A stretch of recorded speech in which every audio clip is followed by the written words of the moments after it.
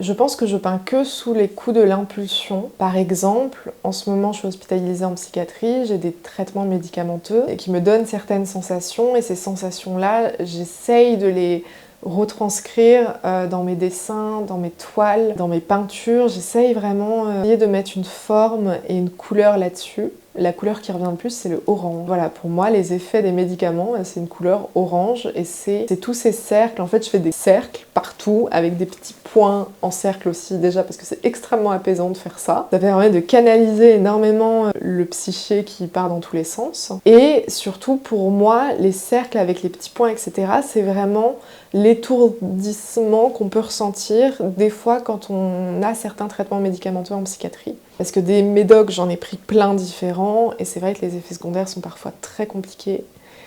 Et le fait de pouvoir y mettre une forme, une couleur, etc., moi ça m'aide énormément. Si je peins, généralement, c'est parce que ça vient d'un besoin que j'ai.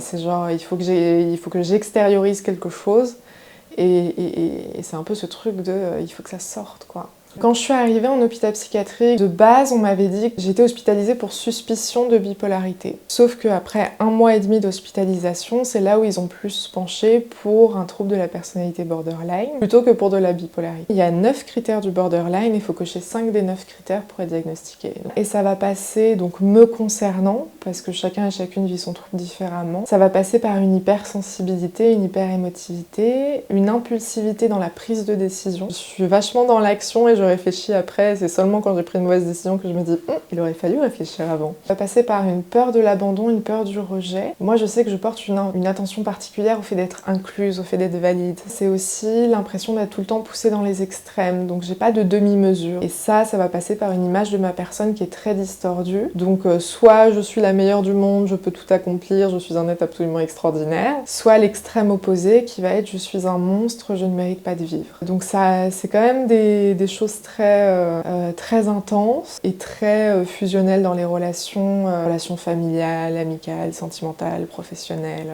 Je ressens des espèces de pics émotionnels très forts et très intenses. Et ces pics émotionnels-là, j'ai pas vraiment de stratégie pour essayer de les faire passer, entre guillemets. Donc quand je suis traversée par des émotions qui sont très fortes et qui me dépassent totalement, c'est là où j'ai l'impression que seule la peinture peut me soulager, dans le sens où je me mets face à une toile, je vais extérioriser sur cette toile toutes mes émotions qui sont très dures. Ça sort comme ça sort. Des fois ça donne quelque chose de super moche, des fois je suis très fière de moi et je trouve ça super beau. Mais parce que j'ai l'impression qu'il y a des ressentis que j'ai qui peuvent pas s'expliquer avec des mots. C'est très compliqué d'expliquer à des psychiatres ce qu'on ressent, et que souvent ça se traduit par des images et c'est très imagé. Par exemple, moi je sais que des fois j'ai l'impression qu'on est en train de me poignarder le cœur, tu vois. C'est très imagé tout ça, et c'est vrai que de temps en temps je pense que je suis fatiguée de tout le temps mettre des mots sur ce que je ressens, et l'image prend le dessus, et je trouve qu'elle est beaucoup plus expressive que n'importe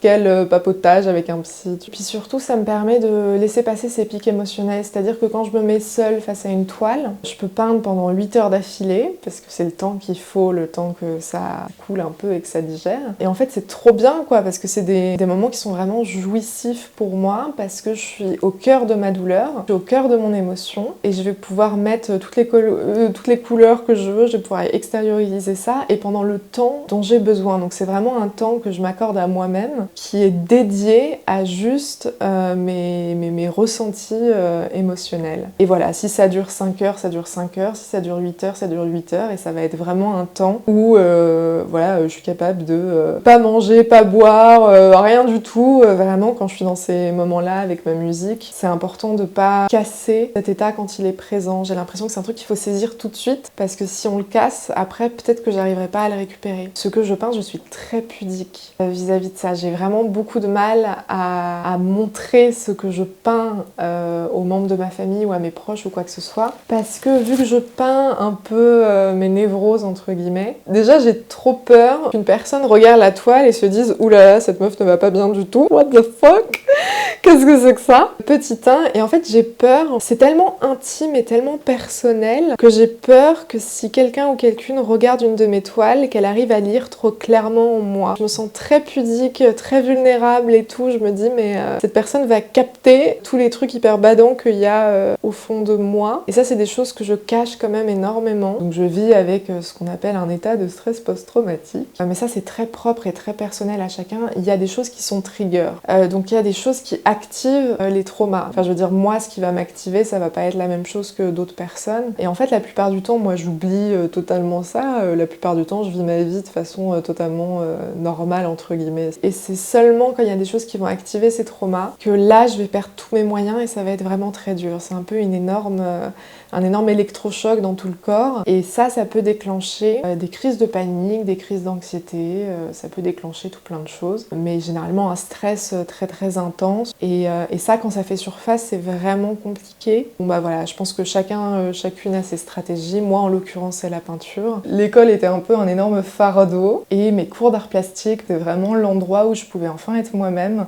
Personne n'attendait rien de moi parce que c'est ça qui est super avec les activités artistiques, surtout quand on est jeune et quand on est enfant, c'est qu'il n'y a pas de compétition, de rivalité, de notes. En fait je pense que moi j'ai super mal vécu ce truc à l'école où on est noté sur 20, où la maîtresse elle prend un stylo rouge et elle barre tout. Enfin voilà, genre ce truc là moi j'étais vraiment pas fan. Ce qui est bien avec le dessin, la peinture, l'aquarelle, c'est que bah voilà, il n'y a pas de bonnes ou de mauvaises choses.